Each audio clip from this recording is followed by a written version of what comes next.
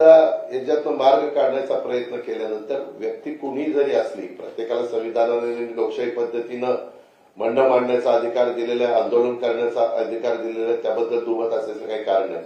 परंतु आपण काय बोलतोय, कशा पद्धतीनं बोलतोय, काही काही जण तिथं विभागीय आयुक्त असतील, कलेक्टर असतील, एसपी असतील किंवा बाकीचे अधिकारी असतील, यांच्याशी वागत असताना, बोलत असताना त्यांना कशी प्रकारची शिवराळ भाषा वापरली जाते, हे नक्की कोण करतंय, एवढं कसं काय धाडस होतंय, ह्याही खोलामध्ये थोडंसं जाण्याची नितांत गरज आहे. आणि एवढं स्वतः राज्याचे प्रमुख असं मी कधी बघितलं नाही. मागे पण अनेकांनी उपोषणं केली, मोर्चे काढले, परंतु राज्याचे प्रमुख दोन वेळेला, एकदा तिकडे जालन्यामध्ये गेले, एकदा नवी मुंबईमध्ये गेले, आणि एकच राज्याची कायदा सुव्यवस्था चांगली राहावी, सगळ्यांच्यामध्ये एकोपा राहावा आणि प्रश्न तसाच लागावा, त्याच्यामध्ये खूप वर्षाची मागणी आहे. पृथ्वीराज बाबांच्या सरकारने पण त्याच्यामध्ये निर्णय घेतला होता, तो टिकला नाही हायकोर्टात. देवेंद्रजींनी पण निर्णय घेतला, तो टिकला नाही सुप्रीम कोर्टामध्ये. आणि त्याच्यानंतरच्या काळात आता निर्णय घेताना माणूस एखादा दुधाने तोंड बांधल्यानंतर ताक देखील फुंकून पितोही आपल्या मराठीमध्ये बोललं जातं. तशा पद्धतीनं फार बारकाईनं त्याच्यात लक्ष घातलं आणि मागास आयोग नेमणं, एक न्यायालयाची समिती नेमणं आणि त्याच्यातनं मार्ग काढणं, हे सगळ्या गोष्टी करत असताना आज देखील जाणीवपूर्वक वेगवेगळ्या प्रकारची वक्तव्य ही केली जातात. मुख्यमंत्र्यांच्या बद्दल शिवराळ भाषा केली जाते, उपमुख्यमंत्री असतील, बाकीचे सगळे जर असतील, अशी पद्धत आपल्या महाराष्ट्रामध्ये कधी नव्हती.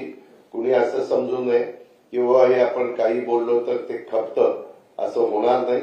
शेवटी सगळ्यांना नियम कायदे सारखे आहेत, त्याची नोंद देखील सगळ्यांनी घ्यावी. कारण नसताना हे समाजामध्ये गैरसमज पण निर्माण करण्याचा प्रयत्न करू नये. आणि मला समाजाला पण आवाहन करायचंय की हे सगळं करत असताना याच्यामध्ये सगळ्या गोष्टी टिकाऊ होतील ह्याच पद्धतीचा प्रयत्न, जसं बिहारच्या सरकारने नितीश कुमार यांनी 10% आरक्षण वाढवलं, तसं आपलं 52 अधिक 62 अधिक हे 72% झालेलं आहे. आणि सगळ्यांचं मत आहे की एक फार बारकाईनं काही कोटी लोकांचं सगळं माहिती घेऊन ते केलेलं आहे.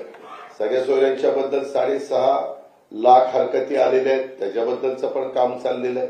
शेवटी करताना काम मागणी केल्यानंतर ती कायद्याच्या नियमाच्या चौकटीमध्ये कशी बसेल हा देखील अतिशय महत्वाचा त्याच्यातला प्रश्न असतो. त्याची पण नोंद कृपा करून सगळ्यांनी घ्यावी.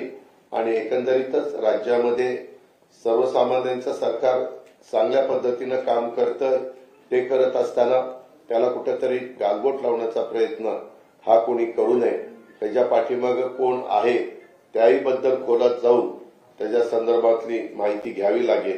कारण एक व्यक्ती एवढं धाडस त्या बाबतीमध्ये करणार नाही, तर त्याही संदर्भामध्ये सरकार निश्चितपणे योग्य ती भूमिका घेईल, एवढंच मला या निमित्तानं सांगायचं. धन्यवाद.